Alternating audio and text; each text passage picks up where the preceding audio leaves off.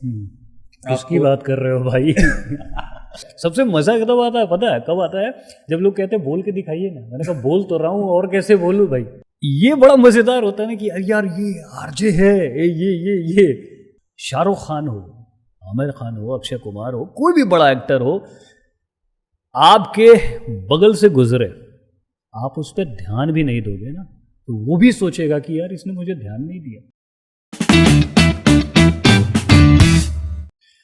हाय, मैं हूँ साहिल और द यूथ कास्ट शो में आज हमारे साथ हैं आरजे जय भाई, आपका स्वागत है। Thank you so much. हालांकि आप तो एक आरजे हैं, मैं आपका क्या इंट्रोड्यूस करूँ आपके बारे में? आप खुद ही अपने बारे में आरजे, जो तुमने कहा कि मैं एक आरजे हूँ, पहले मैं एक इंसान हूँ। जी हाँ, है ना? तो इंसान होना काफ़ी है। इंसान होना काफ़ी है।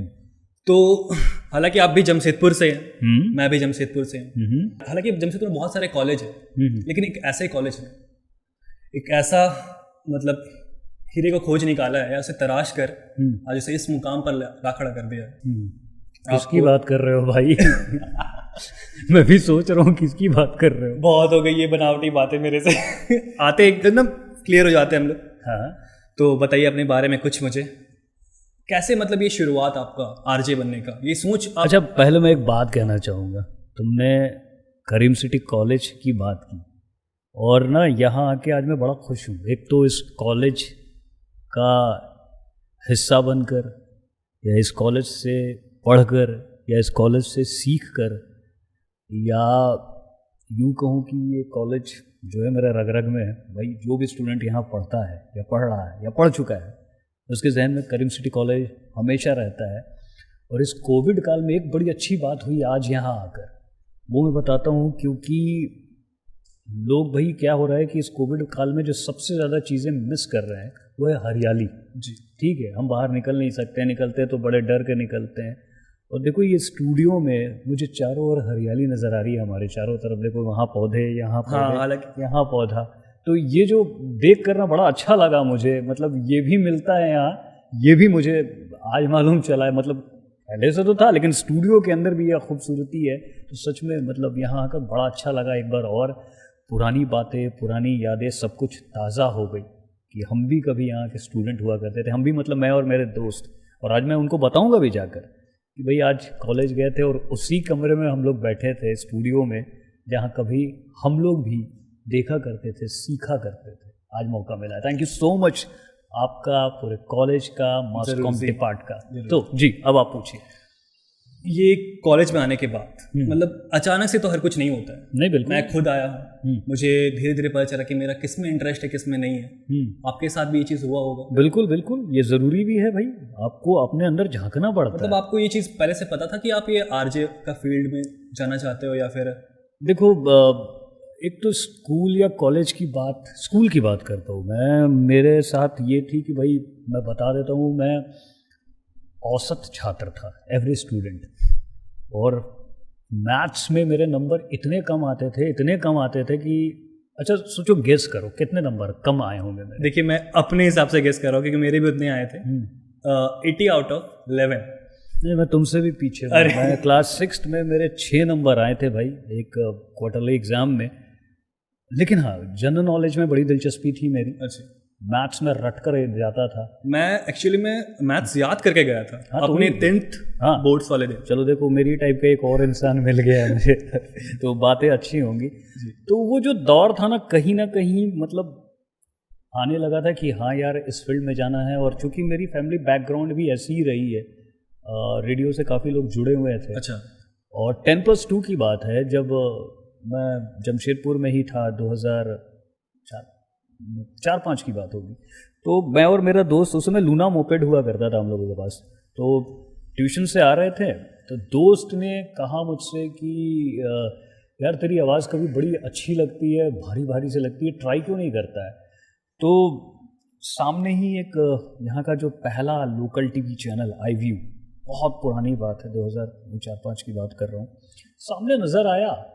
और उस दिन पता नहीं क्या एक होता है ना, धुनकी, हाँ धुनकी चल आगे कुछ गाना भी है ऐसा, ठीक है। तो उस धुनकी में हम लोग चल स्टूडियो चलते हैं। शाम का वक्त था, ठंड का समय, बस वो घुसे और एडिटर साहब भी एकदम से चौंक गए कि यार ये लड़के कौन है जो सीधे बिना बोले चले आए हैं। और मैंने उनसे कहा कि सर बस करना है। तो उन्होंने कहा क्यों? मैंने कहा ये दोस्त कह रहा है, इसको पता नहीं क्या नज़र आया मेरे में। तो उन्होंने कहा कि ठीक है चलो ये स्क्रिप्ट है, पढ़ के दिखा दो। और शायद मेरा वो दिन था यार, क्योंकि मुझे आना ही यही था। तो मैंने वो स्क्रिप्ट को देखा भी नहीं, वो कैमरे के सामने उन्होंने ऐसे स्टैंड में लगा दिया और मैं पढ़ गया। वो पढ़ गया तो समझ लो कि बस वहीं अड़ गया, और वो अड़ गया तो बस वो जो चलता चला गया। उसके बाद चूँकि पढ़ाई काम कर रहा था, लेकिन कहीं ना कहीं लगा कि यार मास कॉम की डिग्री की ज़रूरत बहुत ज़्यादा है, क्योंकि ये एक ज़रिया है, बेहतरीन ज़रिया आगे जाने के लिए। यहीं पढ़ा। यहाँ पढ़ते पढ़ते उस समय 2008 की बात है, जमशेदपुर में FM कल्चर की शुरुआत हुई थी जी। और रेडियो धूम में मैंने इंटरव्यू दिया, और संजीव सिंह थे, उन्हें भी लगा कि हाँ इस लड़के में कुछ है। तो बस वो जो शुरुआत हुई 2008 से 10 यहाँ रहा, फिर आकाशवाणी में काम किया। आकाशवाणी में काम करने के बाद एक अखबार में मैं ब्रांड मैनेजर था, न्यूज़ पात मिल में, उसको मैंने संभाला। फिर बिग FM इलाहाबाद गया, काफ़ी दिन वहाँ काम किया मैंने। बिग FM इलाहाबाद के बाद रांची बिग FM में था। रांची बिग FM के बाद मैं कोटा गया FM तड़का में, जिसमें आज भी मैं मौजूद हूँ।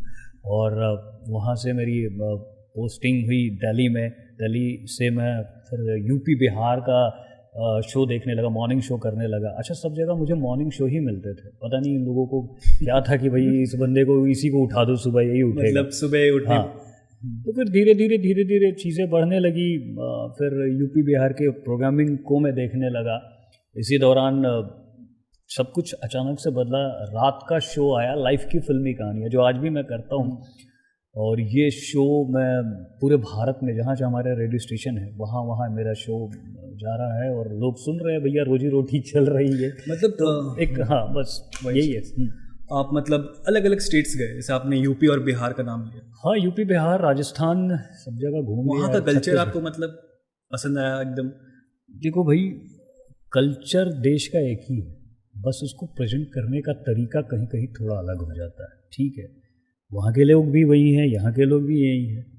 मज़ा सब जगह आया, और आप जहाँ जाओ वहाँ घुल मिल जाओ। चाहे कोटा में रहा तो वहाँ घुल मिल गया, इलाहाबाद में रहा तो ठेठ इलाहाबादी हो गया मैं। ठीक है, झारखंड तो अपना ही है ही, जोहार जमशेदपुर आज भी कहते हैं। छत्तीसगढ़ में भी मैं शो करता हूँ, वहाँ भी जोहार कहते हैं।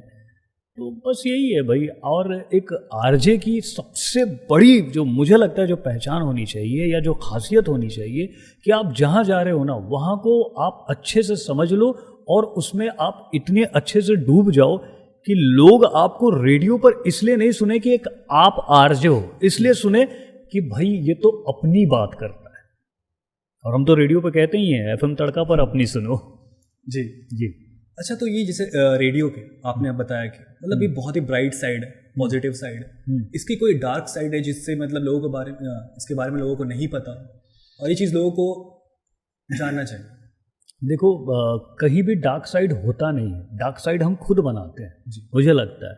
ठीक है, हमारी सोच क्या होती है कि हम किस तरह सोचते हैं, है ना जी। तो डार्क साइड जैसा कुछ भी नहीं है। और अगर तुमने ये सवाल किया है तो कई बार ऐसा होता है कि कुछ लोग इंटरव्यूज़ देने आते हैं कि मुझे भी आरजे बनना है। ठीक है, पहली सोच यही होती है मुझे आरजे बनना है। ठीक है, लेकिन कैसे बनना है, क्यों बनना है, ये सोच कर नहीं आते।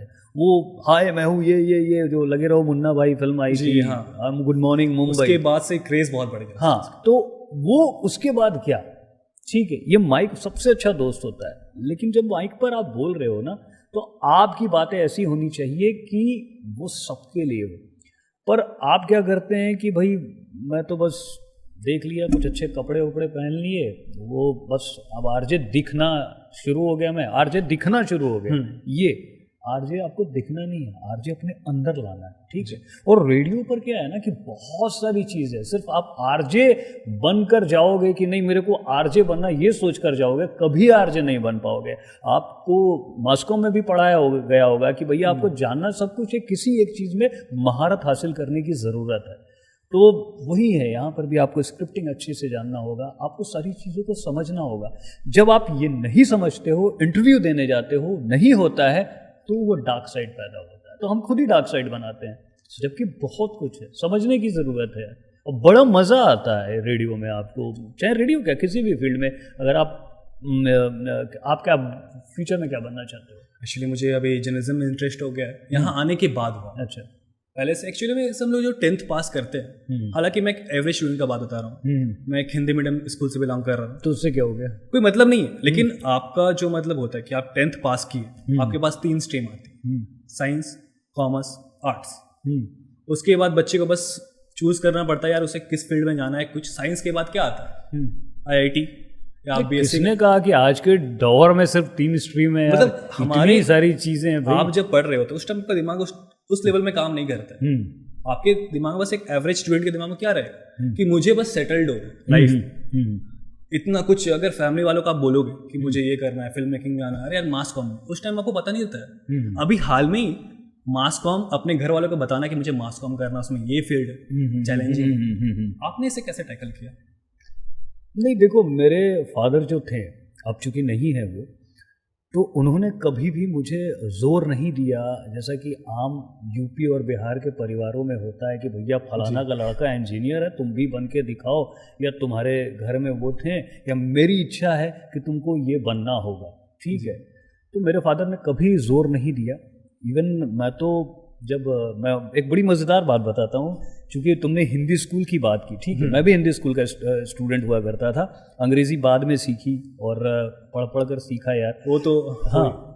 तो जब मेरे दोस्तों ने, उस समय गलती से क्या हुआ था ना, मैं फर्स्ट डिवीज़न हो गया था, ठीक है, पता नहीं कैसे यार, मेरे तो घर वाले विश्वास ही नहीं करते, ये कैसे हो सकता है, ठीक है। तो मैंने क्या किया, दोस्तों ने साइंस सब ने लिया, बायो साइंस, क्योंकि मेरे दादाजी डॉक्टर थे, ठीक है, और मेरा चेहरा उनसे मिलता है तो सबको लगा ये भी डॉक्टर बनेगा। राइटिंग वैसी ही है मेरी, डॉक्टर वाली, बस मैं ही पढ़ लेता हूँ, ठीक है, बन नहीं पाया। तो मैंने ISC ले लिया, बायो साइंस, और ऑप्टिक्स, फिजिक्स में होता है एक सब्जेक्ट होता है, ठीक है, कॉनकेव कॉन्वेक्स लेंस, जिसको हिंदी में उत्तल और अवतल दर्पण कहते हैं, आपने पढ़ा होगा ज़रूर।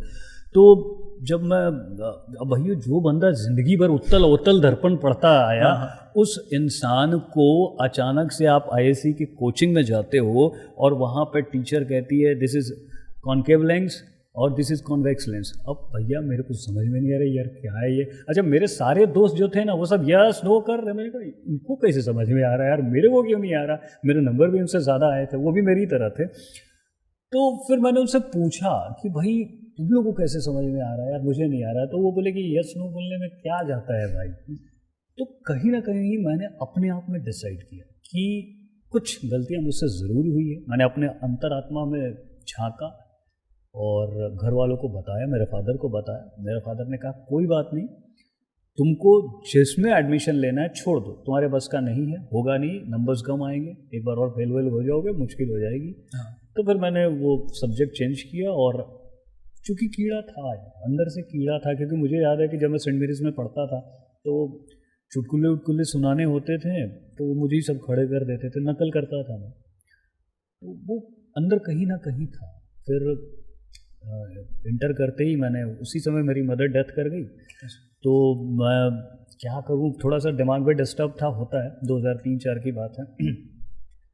तो फिर ये था, और टाइम काटने के लिए यही सब उटपटांग हरकतें करता था और वीओ देता था, मैं वीओ वॉइस ओवर देता था जा के, तो वो आने लगा था, फिर लगने लगा। फिर मैंने वहीं न्यूज़ चैनल वाला जो था, वो उस समय मैं इंटर का स्टूडेंट था, तो फिर वही न्यूज़ चैनल में ज्वाइन किया। वो बस एक आपकी डेस्टिनी आपको ज़रूर वहाँ ले जाती है जहाँ आपको जाना हो। जी हाँ।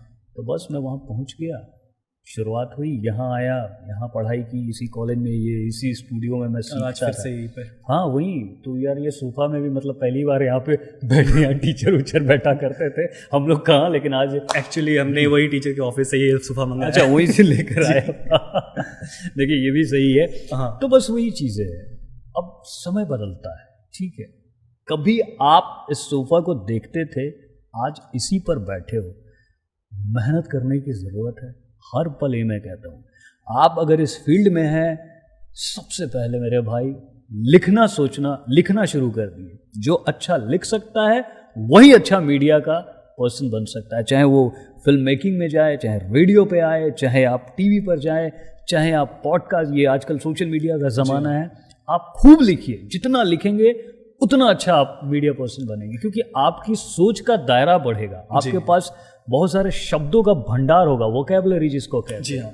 तो बस ये चीज़ आपने बहुत अच्छी कही, क्योंकि मेरे मन में भी बहुत सारे ऐसे मतलब थॉट्स चलते रहते बस उसे लिखिए, लेकिन हाँ मैं उसे शब्दों पे उतार नहीं पाता। मैंने तो जब इनसे मेरी मुलाकात, जब तुमसे हुई मेरी मुलाकात, तो मैंने वो कहा था ना कि बड़ी अच्छी मुलाकात, जय भी तभी होता है जब साहिल मिलता है ना।